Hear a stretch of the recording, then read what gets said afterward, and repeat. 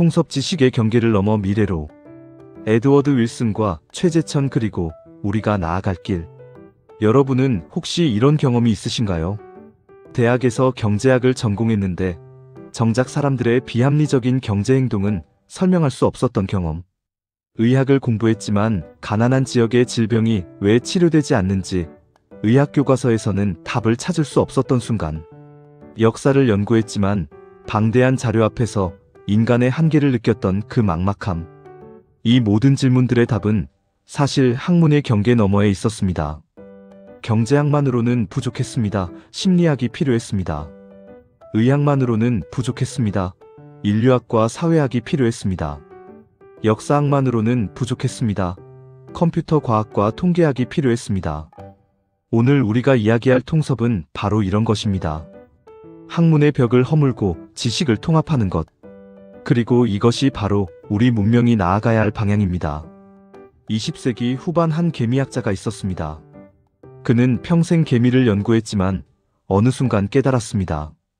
개미 사회를 이해하려면 생물학만으로는 부족하다는 것을. 사회학도 필요하고 심리학도 필요하고 심지어 윤리학과 철학까지 필요하다는 것을. 그의 이름은 에드워드 윌슨. 그가 제시한 개념이 바로 통섭입니다. 영어로는 컨실리언스. 지식의 대통합을 의미하는 이 개념은 한국에 와서 통섭이라는 아름다운 이름을 얻게 됩니다. 그 이름을 붙여준 사람이 바로 생태학자 최재천 교수입니다.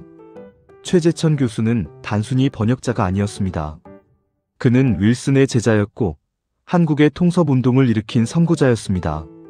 오늘 이 영상에서 우리는 에드워드 윌슨과 최재천 교수의 이야기를 통해 통섭이 무엇인지 살펴볼 것입니다. 그리고 통섭이 실제로 어떻게 작동하는지 다양한 사례들을 만나볼 것입니다. 놀랍게도 경제학과 심리학이 만나고 의학과 인류학이 만나고 심지어 천문학과 클래식 음악까지 만나는 그 놀라운 순간들을 목격하게 될 것입니다. 왜 우리가 이것을 알아야 할까요? 왜 60대, 70대인 우리가 통섭을 이야기해야 할까요? 그 답은 간단합니다. 우리가 살아온 긴 세월 동안 축적한 다양한 경험과 지식이야말로 통섭의 가장 귀중한 자산이기 때문입니다. 젊은이들은 한 분야를 깊이 파고들 수는 있지만 우리처럼 인생의 여러 영역을 두루 경험한 사람들만이 진정한 융합의 지혜를 가질 수 있습니다. 통섭은 단순한 학문적 유행이 아닙니다. 이것은 우리 인류가 직면한 복잡한 문제들을 해결하기 위한 유일한 방법입니다. 기후변화는 과학만의 문제가 아니라 경제, 정치, 윤리의 문제입니다. 고령화 사회는 의학만의 문제가 아니라 사회학, 경제학, 심리학의 문제입니다. 인공지능은 공학만의 문제가 아니라 철학, 윤리학, 법학의 문제입니다. 이 모든 문제의 해답은 학문의 경계를 넘어서 있습니다. 그리고 우리는 지금부터 그 경계를 넘는 방법을 배우게 될 것입니다. 자, 그럼 먼저 에드워드 윌슨이라는 사람부터 만나보겠습니다. 일부 에드워드 윌슨, 개미학자에서 통섭의 철학자로. 1929년 미국 엘라베마주에서 태어난 에드워드 윌슨은 어릴 때부터 자연을 사랑하는 아이였습니다. 7살 때 낚시 사고로 한쪽 눈을 잃었지만 이것이 오히려 그를 작은 생물들의 세계로 이끌었습니다. 새나 큰 동물을 관찰하기는 어려워졌지만 한쪽 눈으로도 작은 곤충들은 충분히 볼 수 있었던 것입니다. 특히 그는 개미에 매료되었습니다. 개미는 작지만 복잡한 사회를 이루고 살아갑니다. 개미는 의사소통을 하고 협력하고 전쟁을 하고 농사까지 짓습니다. 윌슨은 평생을 개미 연구에 바쳤습니다. 하버드 대학교 교수가 된 그는 개미의 화학적 의사소통 체계를 밝혀냈습니다. 개미들이 페로몬이라는 화학물질로 서로 정보를 주고받는다는 것을 발견한 것입니다. 이것만으로도 그는 이미 위대한 생물학자였습니다. 하지만 윌슨은 여기서 멈추지 않았습니다. 그는 더 큰 질문을 던지기 시작했습니다. 개미 사회와 인간 사회는 왜 비슷한 점이 많을까? 이타적 행동은 어떻게 진화했을까? 도덕과 윤리는 생물학적 기반이 있는 것일까? 이런 질문들은 더 이상 생물학만의 영역이 아니었습니다. 사회학, 심리학, 철학, 윤리학의 영역이었습니다. 1975년 윌슨은 사회생물학이라는 책을 출간합니다. 이 책에서 그는 인간의 사회적 행동에도 생물학적 기반이 있다고 주장했습니다. 이것은 엄청난 논쟁을 불러일으켰습니다. 많은 학자들이 격렬하게 반대했습니다. 인간의 행동을 생물학으로 설명한다는 것은 위험한 생물학적 결정론이라는 비판이었습니다. 심지어 윌슨이 강연하는 도중 시위대가 그에게 물을 끼얹는 일까지 벌어졌습니다. 하지만 윌슨은 물러서지 않았습니다. 그는 자신이 주장하는 것은 생물학적 결정론이 아니라고 말했습니다. 인간의 행동에 생물학적 기반이 있다는 것과 생물학이 인간의 모든 것을 결정한다는 것은 전혀 다른 이야기라고 설명했습니다. 마치 우리가 언어를 배울 수 있는 능력을 타고나지만 어떤 언어를 배우느냐는 환경에 달려있는 것처럼 우리의 사회적 행동도 생물학적 토대 위에서 문화와 경험에 의해 형성된다는 것이었습니다. 논쟁은 수십 년간 계속되었습니다. 그 과정에서 윌슨은 더욱 깊이 생각하게 되었습니다. 생물학과 사회과학이 왜 이렇게 대립할까? 과학과 인문학은 왜 서로를 이해하지 못할까? 이 간극을 메울 수는 없을까? 바로 이런 고민에서 통섭이라는 개념이 탄생했습니다. 1998년 윌슨은 컨실리언스라는 책을 출간합니다. 컨실리언스는 라틴어에서 유래한 말로 함께 뛴다는 의미입니다. 서로 다른 지식들이 함께 뛰며 하나로 통합된다는 뜻입니다. 윌슨은 이 책에서 대담한 주장을 펼칩니다. 자연과학, 사회과학, 인문학이 결국 하나로 통합될 수 있다는 것입니다. 그는 말합니다. 우주는 하나의 실제이고 인간의 지식도 결국 하나로 수렴해야 한다고. 물리학이 밝혀낸 원리와 화학이 밝혀낸 원리가 서로 모순되지 않듯이 생물학과 심리학과 사회학과 윤리학도 결국 하나의 일관된 체계로 통합될 수 있다는 것입니다. 물론 이것은 쉬운 일이 아닙니다. 각 학문은 오랜 세월 동안 독자적인 방법론과 용어와 관점을 발전시켜 왔습니다. 생물학자와 철학자는 서로 다른 언어를 사용합니다. 물리학자와 사회학자는 서로 다른 방식으로 세상을 바라봅니다. 하지만 윌슨은 이것이 가능하다고 믿었습니다. 아니, 가능한 정도가 아니라 반드시 필요하다고 주장했습니다. 왜냐하면 현실의 문제들은 학문의 경계를 존중하지 않기 때문입니다. 환경 문제를 생각해 보십시오. 환경 문제를 이해하려면 생태학이 필요합니다. 하지만 그것만으로는 부족합니다. 환경 파괴를 일으키는 경제 시스템을 이해하려면 경제학이 필요합니다. 사람들의 환경 파괴적 행동을 이해하려면 심리학이 필요합니다. 환경 정책을 만들려면 정치학이 필요합니다.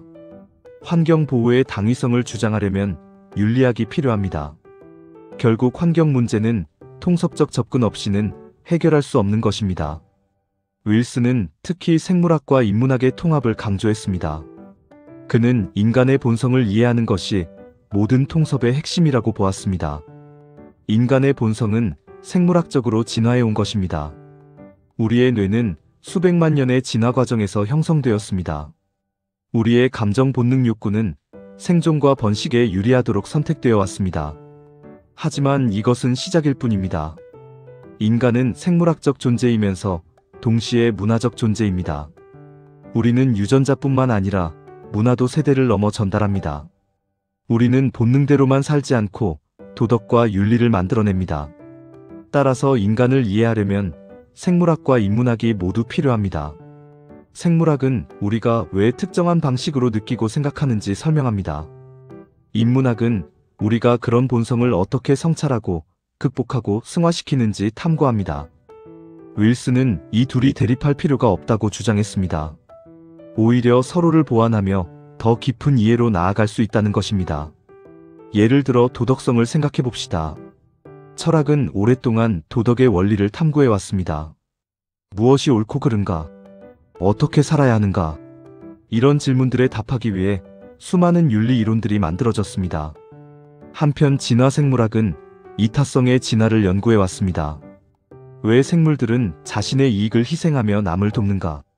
혈연선택이론과 상호이타성 이론이 이를 설명합니다.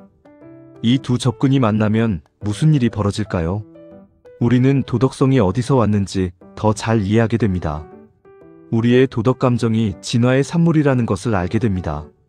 하지만 동시에 우리가 그런 도덕 감정을 성찰하고 확장하고 보편화할 수 있다는 것도 압니다. 생물학이 윤리학의 근거를 제공하고 윤리학이 생물학적 본성의 한계를 넘어설 방법을 제시하는 것입니다. 이것이 바로 통섭입니다. 윌슨의 통섭 개념은 처음에는 많은 반발을 받았습니다. 인문학자들은 과학의 제국주의라고 비판했습니다. 과학이 인문학을 침범하고 환원하려 한다는 것이었습니다. 일부 과학자들조차 지나치게 야심찬 프로젝트라고 회의적이었습니다. 하지만 시간이 지나면서 윌슨의 성견지명이 입증되기 시작했습니다. 실제로 학문의 경계를 넘나드는 연구들이 큰 성과를 내기 시작한 것입니다. 행동경제학이 노벨상을 받았습니다. 신경윤리학이라는 새로운 분야가 탄생했습니다. 디지털 인문학이 인문학 연구에 새로운 지평을 열었습니다. 모두 통섭적 접근의 결과였습니다. 윌슨은 2021년 92세의 나이로 세상을 떠났습니다. 하지만 그가 남긴 통섭의 유산은 계속 살아 숨쉬고 있습니다. 그는 평생 개미를 연구한 생물학자였지만 결국 인류에게 가장 큰 선물을 남긴 것은 개미에 대한 지식이 아니라 지식을 통합하는 방법에 대한 통찰이었습니다. 윌슨의 통섭은 단순히 학문들을 섞는 것이 아닙니다. 각 학문의 고유한 방법론과 통찰을 존중하면서도 그것들이 서로 대화하고 보완하며 더 큰 그림을 그려낼 수 있도록 하는 것입니다. 마치 오케스트라의 각 악기가 자신의 고유한 소리를 내면서도 함께 조화를 이뤄 아름다운 교향곡을 만들어내는 것처럼 말입니다. 통섭 이전과 이후 무엇이 다른가? 자, 여기서 잠깐. 혹시 여러분 중에 이런 생각을 하신 분 계신가요? 학문 간 협업이나 융합은 윌슨 이전에도 있었잖아. 그럼 윌슨의 통섭은 대체 뭐가 다른 거야? 정말 좋은 질문입니다. 사실 많은 분들이 이 부분을 헷갈려 하십니다. 그래서 제가 아주 쉽게 설명해 드리겠습니다. 통섭 이전의 융합이 어떤 것인지부터 볼까요? 상상해 보십시오. 환경 문제를 논의하는 회의가 열렸습니다. 여러 분야 전문가들이 모였습니다. 생태학자가 먼저 발표합니다. 생물 다양성 감소가 심각합니다. 종의 멸종 속도가 빨라지고 있습니다. 생태계가 무너지고 있습니다. 다음은 경제학자 차례입니다. 환경 보호에는 비용이 듭니다. GDP 성장률을 고려해야 합니다. 경제적 효율성을 따져봐야 합니다.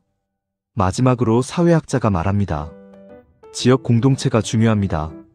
사회 자본을 활용해야 합니다. 주민 참여가 필요합니다. 자, 이렇게 세 사람이 발표를 마쳤습니다. 그럼 회의록에 뭐가 적힐까요? 생태학자의 의견, 경제학자의 의견, 사회학자의 의견. 이렇게 세 개가 나란히 실립니다. 각자 자기 분야 전문 용어로 말했고 각자 자기 분야 관점으로만 봤습니다. 협력은 했습니다. 하지만 진짜 통합은 안 되었습니다. 마치 통역 없이 한국인, 일본인, 중국인이 모여서 각자 자기 언어로 회의하는 것과 비슷합니다. 서로 뭔가 말은 했는데 연결은 안 되는 겁니다. 각 학문이 자기 영역에서 시작해서 자기 영역에서 결론을 냅니다. 따로따로 완결된 이야기를 하는 겁니다. 이게 통섭 이전의 융합입니다. 그럼 윌슨의 통섭은 뭐가 다를까요? 같은 환경 문제를 통섭으로 다루면 이렇게 됩니다. 인간은 생물학적으로 진화한 존재입니다. 수백만 년 동안 생존을 위해 진화했습니다. 그래서 우리 뇌는 단기 이익에 민감하게 반응합니다. 먼 미래보다 당장 눈앞의 이익을 추구하게 되어 있습니다. 이것이 심리학입니다. 이런 인간의 본성이 경제 시스템에서 어떻게 작동할까요? 사람들은 미래의 환경 위기보다 당장의 경제적 이익을 선택합니다. 기업도 마찬가지입니다. 장기적 지속 가능성보다 단기 수익을 추구합니다. 이것이 경제학입니다. 그 결과 환경 파괴가 일어납니다.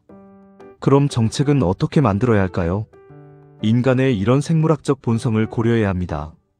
먼 미래를 위해 희생하라고만 외치면 안 됩니다. 당장의 이익과 연결시켜야 합니다. 이것이 정치학입니다. 보십시오. 생물학에서 시작해서 심리학을 거쳐 경제학으로 이어지고 정치학으로 마무리됩니다. 한 줄로 쭉 연결되어 있습니다. 각 학문이 따로 노는 게 아닙니다. 하나의 설명 안에서 모두 함께 작동합니다. 처음부터 끝까지 뒤섞여 있습니다. 마치 실타래처럼 서로 엮여 있습니다. 이게 바로 통섭입니다. 그럼 결과가 어떻게 달라질까요? 구체적인 예를 하나 더 들어보겠습니다. 질문은 이겁니다. 왜 가난한 사람들이 더 일찍 죽는가? 통섭 이전 방식으로 접근하면 어떻게 될까요? 의학 보고서가 나옵니다. 가난한 사람들은 영양이 부족합니다. 의료 접근성이 낮습니다. 그래서 질병에 취약합니다. 경제학 보고서가 나옵니다. 소득 수준이 낮습니다. 충분한 의료비를 지불할 수 없습니다. 사회학 보고서가 나옵니다. 사회적 차별이 존재합니다. 교육 기회가 적습니다. 자, 3개의 보고서가 나왔습니다. 3개의 답이 나온 겁니다. 그럼 해결책은 무엇일까요? 의사는 말합니다. 병원을 더 지어야 합니다. 경제학자는 말합니다. 소득을 올려야 합니다. 사회학자는 말합니다. 차별을 없애야 합니다. 그런데 문제가 생깁니다. 뭘 먼저 해야 할까요? 우선순위를 정할 수가 없습니다. 각자 자기 분야가 제일 중요하다고 주장합니다. 각 학문이 따로 시작해서 따로 끝났기 때문입니다. 이제 통섭 방식으로 같은 문제를 다뤄볼까요? 가난합니다. 가난은 만성적인 스트레스를 만듭니다. 스트레스를 받으면 우리 몸에서 코르티솔이라는 호르몬이 분비됩니다. 코르티솔이 계속 높으면 면역 체계가 약해집니다. 면역이 약해지면 질병에 걸리기 쉽습니다. 질병에 걸려도 병원에 갈 돈이 없습니다. 결국 조기 사망으로 이어집니다. 보십시오. 이건 하나의 인과 사슬입니다. 사회학의 가난, 심리학의 스트레스, 생물학의 코르티솔, 의학의 면역 체계, 경제학의 의료비, 이 모든 것이 한 문장 안에 다 들어 있습니다. 처음부터 끝까지 함께 엮여 있습니다. 그럼 해결책은 무엇일까요? 명확해집니다. 그냥 병원만 더 지어서는 안 됩니다. 소득만 올려서도 안 됩니다. 근본 원인인 가난과 스트레스를 동시에 다뤄야 합니다. 왜 기존의 방법들이 실패했는지도 알게 됩니다. 부분만 건드렸기 때문입니다. 전체를 보지 못했기 때문입니다. 각 학문이 따로 결론을 내렸기 때문입니다. 이것이 통섭 이전과 이후의 결정적인 차이입니다. 통섭 이전에는 여러 개의 부분적인 답이 나옵니다. 통섭 이후에는 하나의 완전한 답이 나옵니다. 통섭 이전에는 각 학문이 따로 시작해서 따로 결론을 냅니다. 통섭 이후에는 처음부터 끝까지 함께 다루고 뒤섞입니다. 이것이 바로 에드워드 윌슨이 말한 통섭의 진짜 의미입니다. 단순히 여러 학문을 모아놓는 것이 아닙니다. 여러 학문을 한데에 섞어서 하나의 이야기를 만드는 것입니다. 여러 학문이 함께 출발해서 함께 결론에 도달하는 것입니다. 물론 이것은 쉬운 일이 아닙니다. 각 학문은 오랜 세월 독자적으로 발전해 왔습니다. 서로 다른 용어를 쓰고 서로 다른 방법론을 가지고 있습니다. 하지만 윌슨은 말했습니다. 우주는 하나의 실제입니다. 인간도 하나의 존재입니다. 따라서 인간을 연구하는 모든 지식도 결국 하나로 통합될 수 있어야 한다고. 이제 여러분은 통섭이 무엇인지 확실히 아셨을 겁니다. 그리고 이 통섭의 개념이 한국에 소개되고 뿌리내리는데 결정적인 역할을 한 사람이 있습니다. 바로 최재천 교수입니다. 2부 최재천 교수 - 한국의 통섭을 심다. 최재천 교수를 처음 만나는 분들은 놀랍니다. 생태학자인데 인문학 이야기를 합니다. 과학자인데 시를 읽고 철학을 논합니다. 곤충학자인데 사회 문제에 대해 발언합니다. 어떻게 한 사람이 이렇게 다양한 영역을 오갈 수 있을까? 바로 이것이 통섭을 몸소 실천하는 학자의 모습입니다. 최재천 교수는 1954년생으로 올해 70입니다. 서울대학교에서 동물학을 전공한 후 미국으로 유학을 떠났습니다. 펜실베이니아 주립대학교에서 생태학 석사를 마치고 하버드 대학교에서 박사과정을 밟게 되었습니다. 그리고 바로 거기서 에드워드 윌슨을 만났습니다. 윌슨은 최재천 교수의 지도교수가 되었습니다. 최재천 교수는 윌슨의 지도 아래 곤충의 사회행동을 연구했습니다. 특히 벌과 개미의 사회 구조를 연구하며 박사학위를 받았습니다.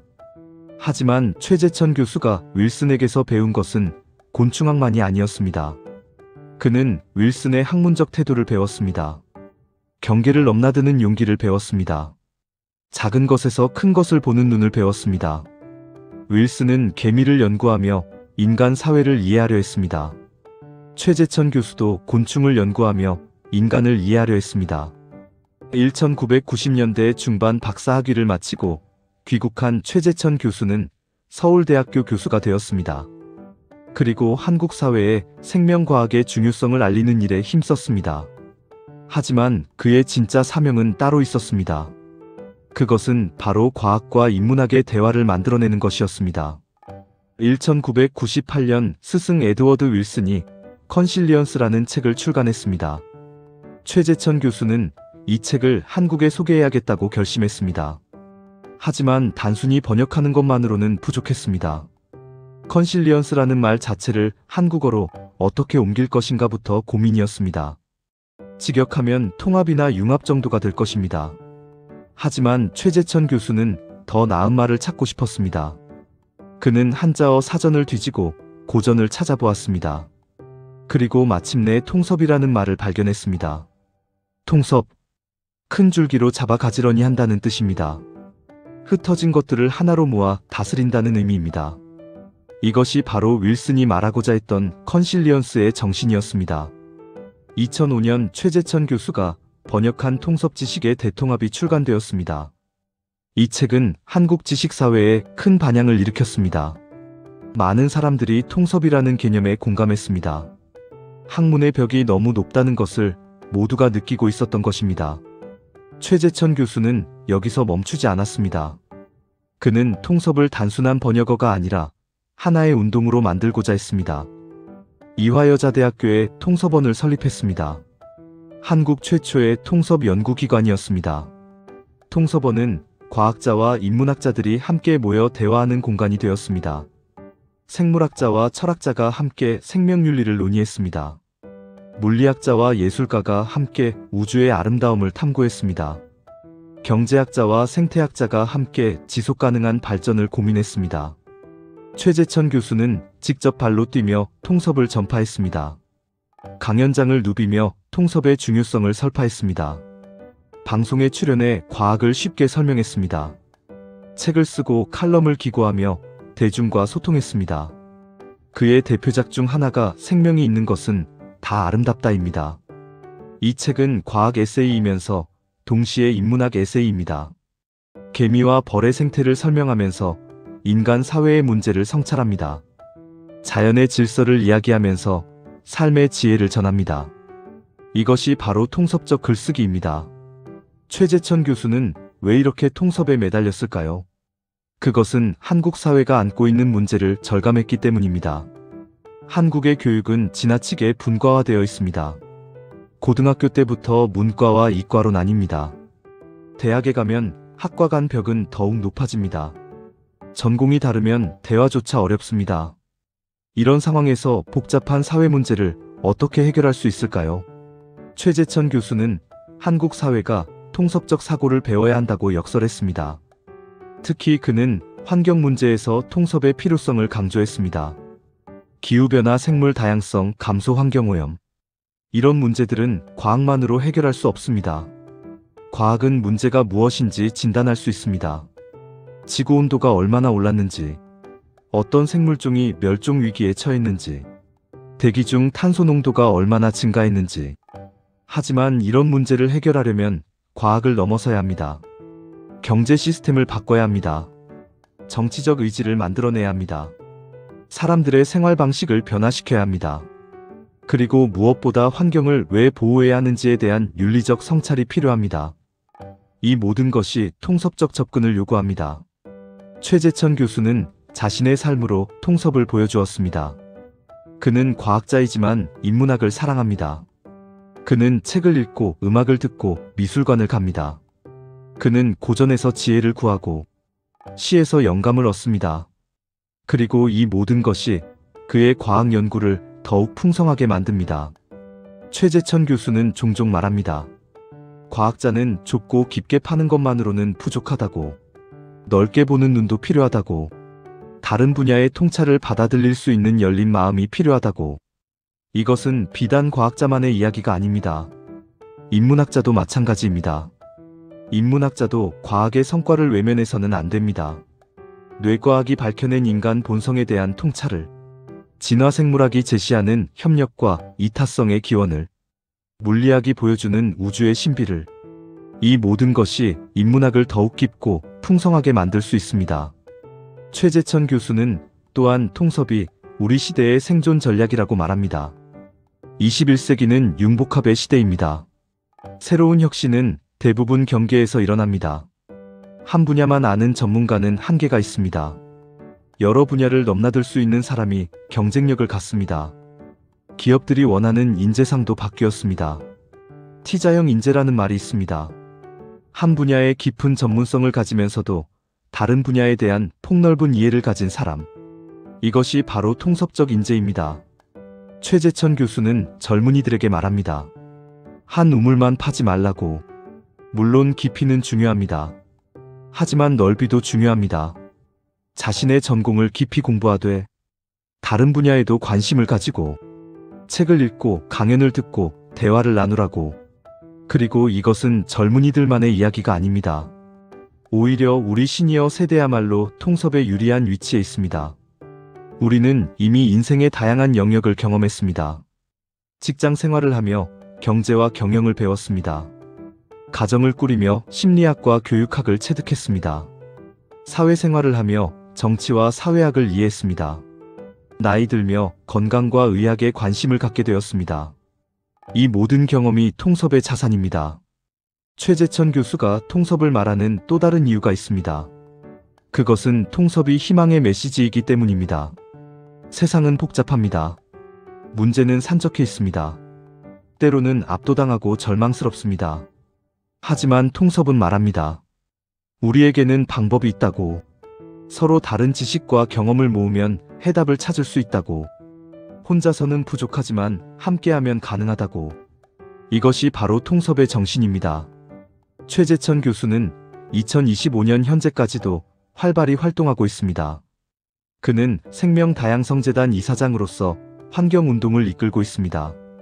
여전히 강연과 집필을 통해 대중과 소통하고 있습니다. 그리고 무엇보다 통섭의 씨앗을 뿌리고 있습니다. 에드워드 윌슨이 미국에서 통섭을 제창했다면 최재천 교수는 한국에서 통섭을 실천하고 있습니다. 윌슨이 이론을 제시했다면 최재천 교수는 그것을 운동으로 만들었습니다. 그래서 우리가 오늘 통섭을 이야기할 때 에드워드 윌슨과 최재천 교수를 함께 기억해야 하는 것입니다. 한 사람은 통섭의 아버지이고 다른 한 사람은 한국 통섭의 어머니입니다. 이 두 사람의 노력 덕분에 우리는 오늘 통섭을 말할 수 있습니다.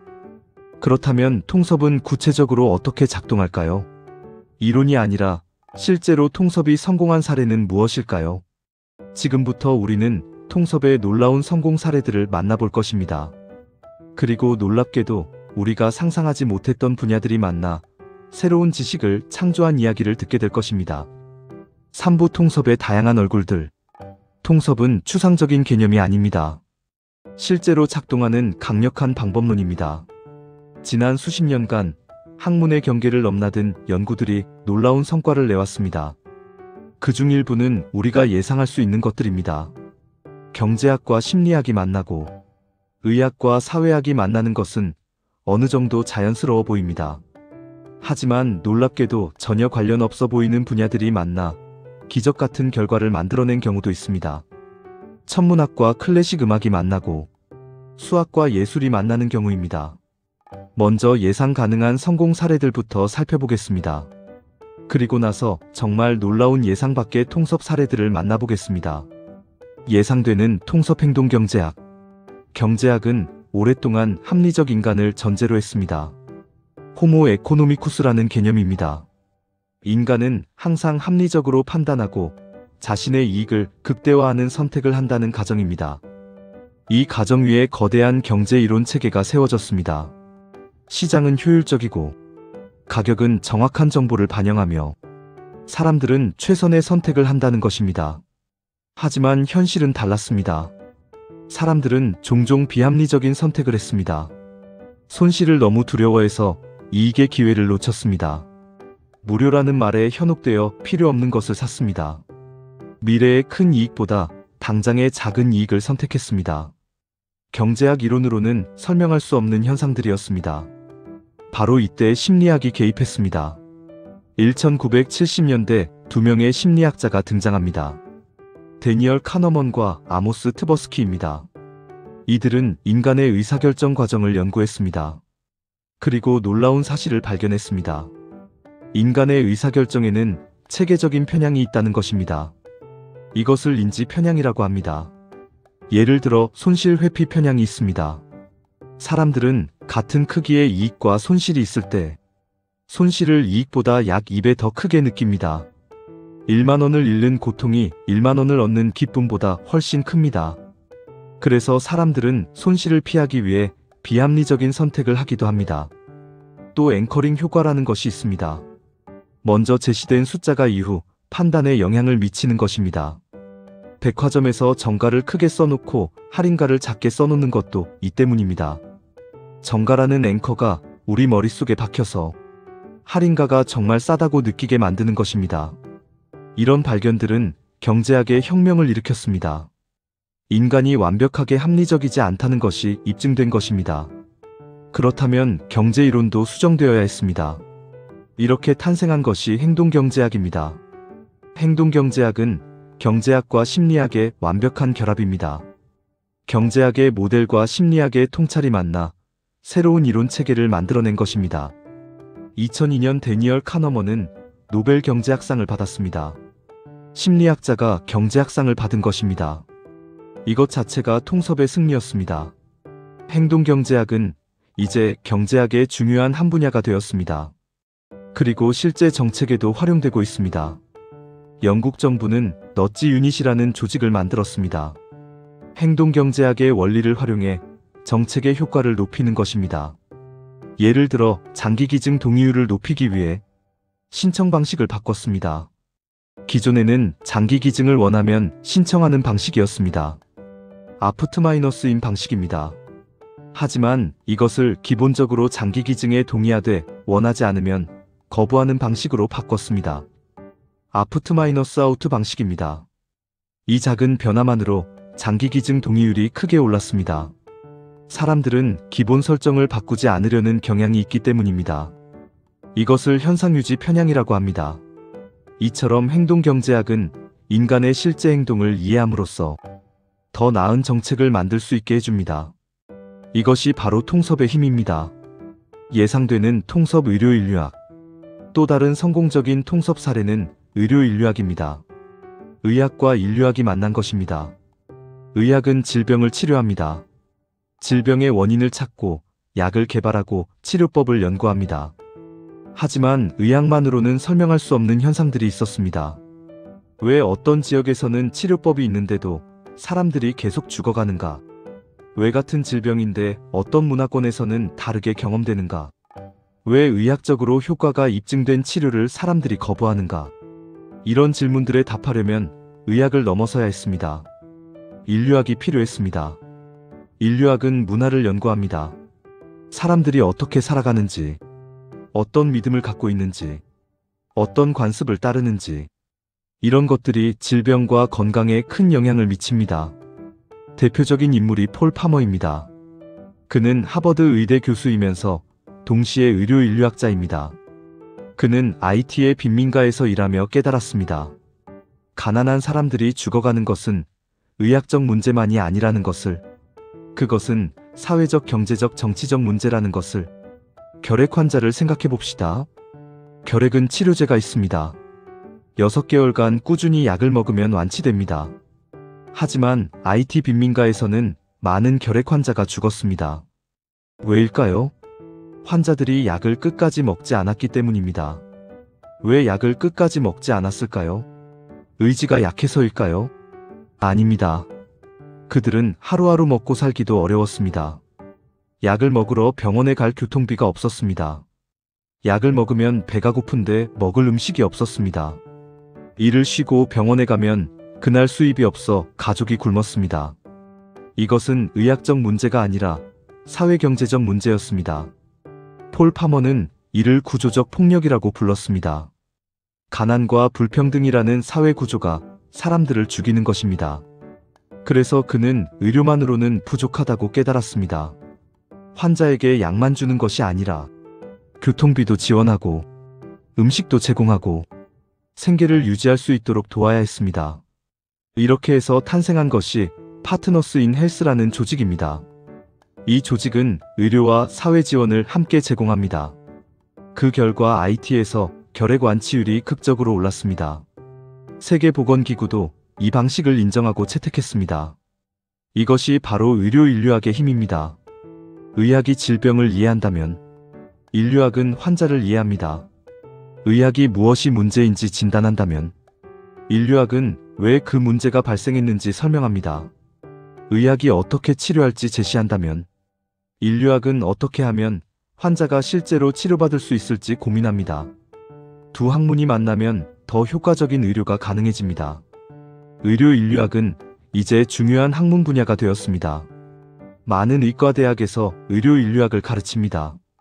국제보건기구들도 의료 인류학자를 고용합니다. 왜냐하면 질병은 단순히 생물학적 현상이 아니라 사회문화적 현상이기도 하다는 것을 이제 모두가 알기 때문입니다. 예상 밖의 통섭 천문학과 클래식 음악. 자, 이제 별 연관도 없는 두 학문에 관한 이야기를 하겠습니다. 천문학과 클래식 음악이 만났습니다. 대체 이 둘이 무슨 관계가 있을까요? 하나는 우주를 연구하는 과학이고 다른 하나는 소리로 아름다움을 표현하는 예술입니다. 전혀 관련이 없어 보입니다. 하지만 놀랍게도 이 둘이 만나 놀라운 발견을 했습니다. 이야기는 천문학자 윌리엄 허셜에서 시작됩니다. 허셜은 1738년 독일에서 태어났습니다. 그런데 그는 원래 천문학자가 아니었습니다. 그는 음악가였습니다. 젊은 시절 그는 오보의 연주자이자 작곡가였습니다. 영국으로 이주한 후에는 오르가니스트로 일했습니다. 음악으로 생계를 유지하며 살았습니다. 그런데 허셜은 천문학에도 관심이 있었습니다. 밤하늘의 별들을 보는 것을 좋아했습니다. 당시 망원경은 매우 비쌌습니다. 그래서 허셜은 직접 망원경을 만들기로 했습니다. 그리고 여기서 음악가로서의 경험이 도움이 되었습니다. 망원경 거울을 연마하는 것은 악기를 조율하는 것과 비슷했습니다. 미세한 차이를 느끼고 완벽함을 추구하는 감각이 필요했습니다. 음악을 하며 길러진 섬세한 감각이 망원경 제작에 도움이 된 것입니다. 허셜이 만든 망원경은 당시 최고 수준이었습니다.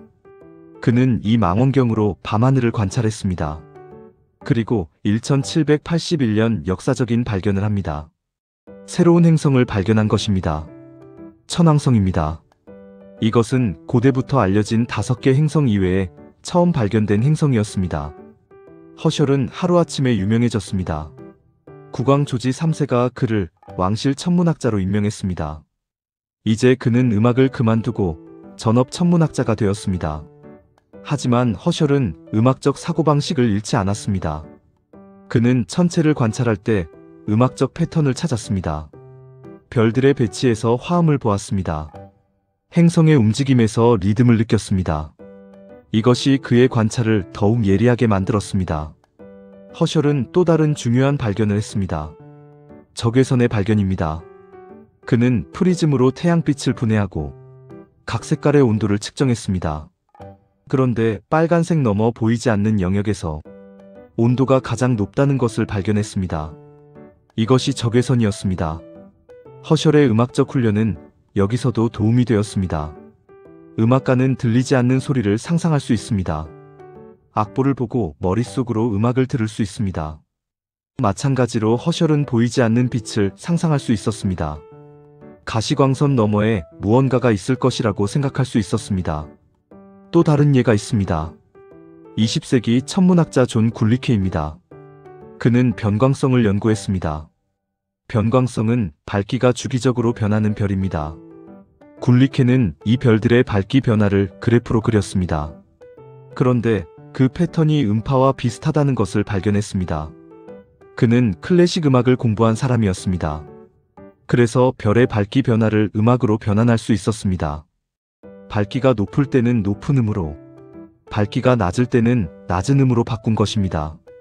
그 결과 놀라운 일이 일어났습니다. 변광성의 패턴이 음악처럼 들렸습니다.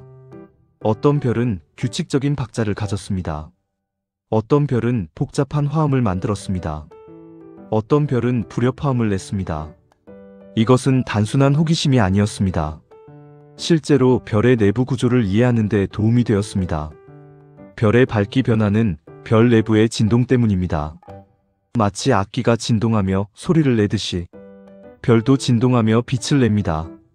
음악적 분석 방법을 사용하면 별의 진동 모드를 더 잘 이해할 수 있습니다.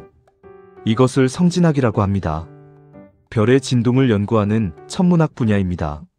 성진학은 음향학의 원리를 별에 적용한 것입니다. 악기의 소리를 분석하듯 별의 빛을 분석합니다. 그 결과 별의 나이 크기 구조를 알아낼 수 있습니다. 최근에는 더 놀라운 프로젝트들이 진행되고 있습니다. 나사는 우주의 소리를 음악으로 변환하는 프로젝트를 진행합니다. 블랙홀의 중력파를 소리로 바꾸고 은하의 회전을 음악으로 만듭니다. 이것은 단순히 재미를 위한 것이 아닙니다. 시각이 아닌 청각으로 우주를 경험하면 새로운 패턴을 발견할 수 있습니다. 사람의 뇌는 청각 패턴 인식에 매우 뛰어납니다. 우리는 복잡한 음악에서도 패턴을 찾아냅니다. 리듬의 미묘한 변화를 감지합니다. 불협화음을 구별합니다. 이 능력을 천문학에 활용하면 방대한 천문 데이터에서 이상현을 찾아낼 수 있습니다. 천문학과 음악의 만남은 또 다른 방향으로도 이어집니다. 많은 작곡가들이 천문학에서 영감을 받았습니다. 구스타프 홀스트의 행성 모음곡이 대표적입니다. 각 행성의 특성을 음악으로 표현한 작품입니다. 현대 작곡가들은 더 나아갑니다. 실제 천문 데이터를 음악으로 변환합니다. 펄서의 신호를 리듬으로 사용하고 행성의 궤도를 멜로디로 만듭니다. 이것을 데이터 소니피케이션이라고 합니다. 이렇게 천문학과 음악은 서로를 풍성하게 만듭니다. 천문학은 음악에 새로운 영감을 제공하고 음악은 천문학의 새로운 분석 방법을 제공합니다. 누가 상상이나 했겠습니까? 별을 연구하는 것과 음악을 만드는 것이 이렇게 긴밀하게 연결될 수 있다는 것을. 이것이 바로 통섭의 마법입니다. 전혀 관련 없어 보이는 분야들이 만나 서로를 발전시키는 것입니다. 더 많은 통섭의 사례들. 통섭의 사례는 끝이 없습니다. 뇌과학과 철학이 만나 신경윤리학이 탄생했습니다. 자유의지는 환상인가? 의식은 무엇인가? 이런 철학적 질문들에 뇌과학이 새로운 통찰을 제공합니다. 수학과 예술이 만나 프랙탈 아트가 탄생했습니다. 복잡한 수학 공식이 놀라운 아름다움을 만들어냅니다. 만델브로트 집합의 무한한 패턴은 예술 작품 그 자체입니다. 컴퓨터 과학과 역사학이 만나 디지털 인문학이 탄생했습니다. 방대한 역사 자료를 컴퓨터로 분석하면 인간의 눈으로는 볼 수 없었던 패턴이 드러납니다. 생물학과 공학이 만나 생체 모방 기술이 탄생했습니다. 연잎의 발수 효과를 모방한 코팅 기술, 홍합의 접착력을 모방한 접착제. 자연은 수억 년의 진화를 통해 최적화된 설계를 이미 갖고 있습니다. 공학자들은 이것을 배웁니다. 심리학과 컴퓨터 과학이 만나 인공지능이 발전했습니다.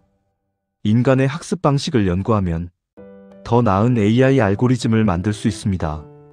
역으로 AI 연구는 인간의 인지 과정을 이해하는 데 도움을 줍니다. 이 모든 사례들이 말해주는 것은 하나입니다. 지식의 경계는 인위적이라는 것입니다. 현실은 경계가 없습니다. 자연은 물리학, 화학, 생물학으로 나뉘지 않습니다. 인간은 심리학, 사회학, 경제학으로 나뉘지 않습니다. 학문의 경계는 우리가 편의를 위해 만든 것입니다. 하지만 진정한 이해를 위해서는 그 경계를 넘어서야 합니다. 통섭은 단순히 학문들을 섞는 것이 아닙니다. 각 학문의 고유한 방법론과 통찰을 존중하면서도 그것들을 유기적으로 연결하는 것입니다. 마치 오케스트라처럼 말입니다. 바이올린은 바이올린의 소리를 내고 첼로는 첼로의 소리를 냅니다. 하지만 함께 연주할 때 교향곡이 탄생합니다. 각 악기가 자신의 정체성을 잃지 않으면서도 더 큰 전체의 일부가 되는 것입니다. 통섭도 마찬가지입니다. 생물학은 생물학으로 남고 철학은 철학으로 남습니다. 하지만 대화하고 협력하면 둘 다 더 깊어지고 풍성해집니다. 그리고 이것이 바로 우리 문명이 나아가야 할 방향입니다. 4부 통섭이 우리 문명의 미래인 이유. 우리는 지금까지 에드워드 윌슨과 최재천 교수의 이야기를 들었습니다. 그리고 통섭의 놀라운 성공 사례들을 만났습니다. 이제 가장 중요한 질문을 해야 합니다. 왜 통섭인가? 왜 지금 우리가 통섭을 이야기해야 하는가? 그 답은 간단합니다. 통섭은 선택이 아니라 필수이기 때문입니다. 우리 문명이 직면한 문제들을 해결하려면 통섭적 접근밖에 방법이 없기 때문입니다. 21세기의 문제들을 한번 살펴봅시다. 기후변화, 인공지능, 고령화, 팬데믹, 불평등. 이 문제들의 공통점이 무엇일까요? 모두 복잡하고 다층적이라는 것입니다. 한 학문만으로는 이해할 수도 해결할 수도 없다는 것입니다. 기후변화를 생각해 봅시다. 기후변화는 과학적 문제입니다. 대기 중 이산화탄소 농도가 증가하고 있습니다. 지구 평균 온도가 상승하고 있습니다. 빙하가 녹고 해수면이 올라가고 있습니다. 이것을 이해하려면 물리학, 화학, 지구과학이 필요합니다. 하지만 그것만으로는 부족합니다. 기후변화는 경제적 문제이기도 합니다. 화석 연료에 기반한 경제 시스템을 바꿔야 합니다. 재생에너지로 전환하는 비용을 누가 부담할 것인가? 탄소세를 어떻게 설계할 것인가? 이것은 경제학의 문제입니다. 기후변화는 정치적 문제이기도 합니다. 국가 간 이해관계가 충돌합니다. 선진국과 개발도상국의 책임을 어떻게 나눌 것인가? 국제협약을 어떻게 이행하게 할 것인가? 이것은 정치학과 국제관계학의 문제입니다. 기후변화는 윤리적 문제이기도 합니다. 미래 세대에 대한 우리의 책임은 무엇인가? 자연은 그 자체로 가치를 가지는가? 기후 난민의 권리는 어떻게 보장할 것인가? 이것은 윤리학과 철학의 문제입니다. 기후변화는 심리학적 문제이기도 합니다. 왜 사람들은 기후변화의 심각성을 알면서도 행동하지 않는가? 미래의 위협을 어떻게 현재의 동기로 바꿀 수 있는가? 이것은 심리학의 문제입니다. 보십시오. 기후변화 하나만 해도 이렇게 많은 학문이 필요합니다. 그리고 이 학문들이 따로따로 작동해서는 해결할 수 없습니다. 과학자가 아무리 경고해도 경제 시스템이 바뀌지 않으면 소용없습니다. 경제학자가 아무리 좋은 정책을 설계해도 정치적 의지가 없으면 실행되지 않습니다. 정치인이 아무리 법을 만들어도 사람들이 행동하지 않으면 변화는 일어나지 않습니다. 결국 모든 것이 연결되어 있습니다. 그래서 통섭적 접근이 필요한 것입니다. 인공지능을 생각해 봅시다. 인공지능은 기술적 문제입니다. 알고리즘을 어떻게 설계할 것인가? 컴퓨팅 파워를 어떻게 확보할 것인가? 이것은 컴퓨터 과학과 공학의 문제입니다. 하지만 인공지능은 윤리적 문제이기도 합니다. AI의 결정에 대한 책임은 누가 지는가? AI가 차별적 판단을 하면 어떻게 할 것인가? 이것은 윤리학의 문제입니다. 인공지능은 법적 문제이기도 합니다. AI가 만든 창작물의 저작권은 누구에게 있는가? 자율주행차 사고의 책임은 누가 지는가? 이것은 법학의 문제입니다. 인공지능은 경제적 문제이기도 합니다. AI로 인한 일자리 감소를 어떻게 대응할 것인가? AI 경제에서 부의 분배는 어떻게 할 것인가? 이것은 경제학의 문제입니다. 인공지능은 철학적 문제이기도 합니다. 의식을 가진 AI가 가능한가? AI에게 권리를 부여해야 하는가? 이것은 철학의 문제입니다. 다시 한번 보십시오. 인공지능 하나도 이렇게 많은 영역이 얽혀 있습니다. 공학자만으로는 해결할 수 없습니다. 철학자만으로도 해결할 수 없습니다. 법학자만으로도 해결할 수 없습니다. 모두가 함께 머리를 맞대야 합니다. 이것이 21세기의 현실입니다. 과거에는 문제가 단순했습니다.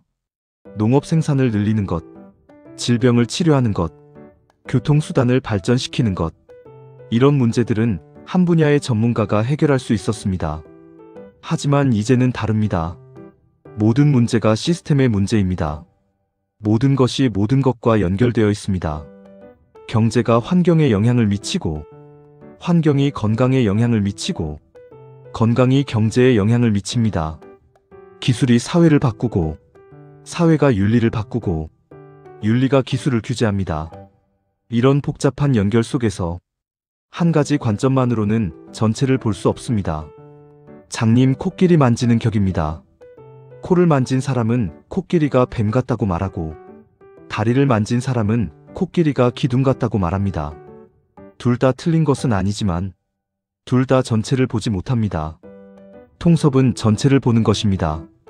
각 부분의 진실을 인정하면서도 그것들을 통합해 큰 그림을 그리는 것입니다. 그래서 통섭은 우리 시대의 필수 역량입니다.